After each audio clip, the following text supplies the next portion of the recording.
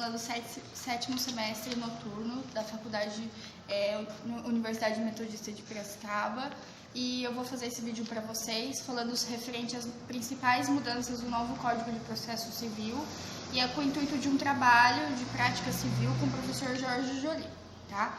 Então eu vou falar para vocês referente quais foram as mudanças que mais deram o que falar, que entre os advogados ou até mesmo funcionários, escreventes, juízes, foram mudanças que ou auxiliaram muito ou dificultaram muito a atividade deles, tá? Então, o novo Código de Processo Civil foi sancionado em 2015 pela então presidente do Brasil, Dilma Rousseff, e revogou o Código Civil anterior de 1974, tá?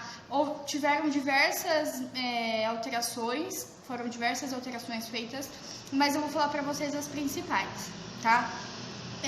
A primeira é a criação de novos mecanismos para a busca da conciliação entre as partes. Então, atualmente, com o novo CPC, tá? Além dos juizados especiais de pequenas causas, privilégio, tá? A conciliação entre as partes, como forma de solução amigável para o litígio. No Código estabelece que as ações de direito, quais as partes podem dispor, o juiz deverá realizar uma audiência de conciliação antes da apresentação de defesa do réu. Então, ou seja, a partir de agora, todas as ações que forem distribuídas no Juizado Especial Civil, antes de qualquer ação, a partir da distribuição, o primeiro passo seria a audiência de conciliação, tá? Outra mudança também muito importante foi na simplificação da defesa do réu, tá? No Código Civil anterior, quando o réu desejasse apresentar defesas relativas à incompetência de um juiz, ele deveria fazer a distribuição da ação ou a ausência de imparcialidade do julgador.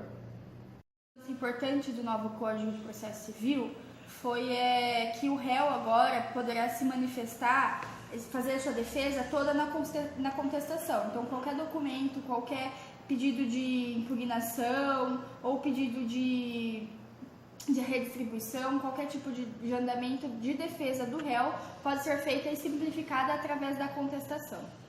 A terceira mudança seria a mudança da contagem dos prazos. Anteriormente, os prazos eram contados em dias corridos e passou-se a contar em dias úteis. Então, feriados, finais de semana ou até mesmo dias abonados não se contam no prazo do novo processo civil, tá? A mudança principal também em auxílio aos juízes, o que mudou muito em favor dos juízes, foi a criação de uma nova ordem de julgamento de processos, ou seja, a partir de agora o juiz tem uma ordem para seguir, o qual ele tem que julgar os processos seguindo aquela ordem, certo? Desta forma, cria mais igualdade entre os cidadãos, né? E também uma resistência em parte dos magistrados, que entende que isso aí pode ajudar no afogamento judiciário, ou seja, todos aqueles processos parados agora terão um prazo determinado e uma ordem para ser julgado. Isso ajuda tanto o juiz, também no seu dia a dia de andamento processual, quanto também as partes. O importante também do novo Código Civil é a redução do número de recursos e a unificação do prazo dos recursos. Então, ou seja, o novo Código de Processo Civil criou um prazo único de 15 dias úteis para quase que a totalidade dos diversos recursos contra decisões e extinguiu determinados recursos previstos no Código anterior. Então, ou seja, se criou um prazo único para todos os recursos possíveis e alguns recursos foram extinguidos também, como, por exemplo, os embargos infringentes, cabível contra a decisão não unânime dos tribunais, o agravo retido, esses foram alguns que foram extinguidos. Os demais têm um prazo único, certo? Foi unificado, que seriam 15 dias úteis para distribuição, todos numa totalidade unânime de prazo, e também teve a redução dos recursos, essa foi uma das mudanças. Muito importante para os advogados foi a alteração das regras referentes aos honorários advocatícios. O novo Código de Processo Civil traz uma diversidade de novas regras referentes aos honorários advocatícios. Uma das mais destacadas, sem dúvidas, é a norma que estabelece o pagamento de honorários na fase recursal, certo? Então, além de todos os demais pagamentos em fase recursal, agora também teria que receber honorários à par, tá? Em outras palavras, ou seja, essa regra determina que a parte litigante que apresentar recurso e for derrotada terá de arcar com os honorários sucumbenciais destinados ao advogado da parte contrária.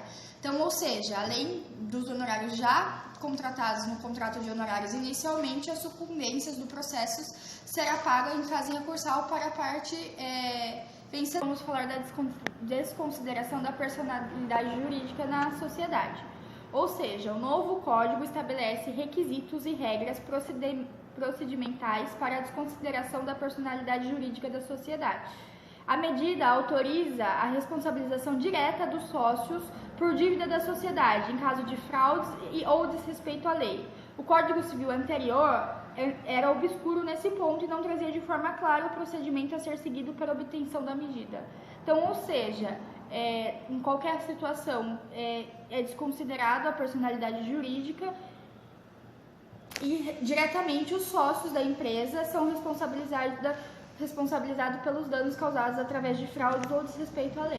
Essas são então as mudanças, né? Nós escolhemos as principais mudanças do novo CPC, dentro de outras diversas mudanças que ele trouxe, tá? O novo CPC tem como principal foco a celeridade do processo, o andamento processual, certo? E ele veio também para, vamos dizer, desentupir o judiciário, e ele tem dado bastante certo, já foram aplicadas todas as mudanças, estamos nos acostumando e elas estão dando andamento. Eu agradeço a atenção, muito obrigada.